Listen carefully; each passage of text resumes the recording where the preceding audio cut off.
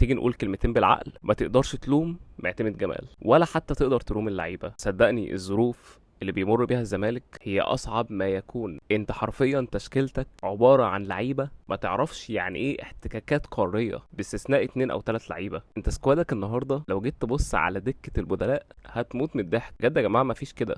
انت غايب عنك حوالي 15 لعيب، بتلعب على ارضيه ملعب أسوأ ما يكون. تحاول تجمع 11 لعيب تحطهم في التشكيله الاساسيه، كل ما تقول خلاص هي ظبطت تلاقي ادم كايد اتصاب، بيكو بانزا معرفش حصل له ايه، صبحي وقع. حوارات غريبه وما بتحصلش في اي نادي في العالم. فانا عايزك تنزل على ارض الواقع. الزمالك لو عمل اي شيء ايجابي هو اوفر اتشيف، ده شيء غير متوقع، هيكون شيء لحظي، هيكون نتاج اجتهاد مش اكتر. لكن الطبيعي بيقول ان الزمالك ما يقدرش ينافس. الزمالك عنده اسماء جيده لكن ما عندوش سكواد قوي، فبالتالي مع كل الحاجات دي مع مشاكل الاداره مع ايقاف القيد مع ما فيش فلوس هتهدى شويه وهتقول اه هو ده الطبيعي وهو ده اللي لازم يحصل.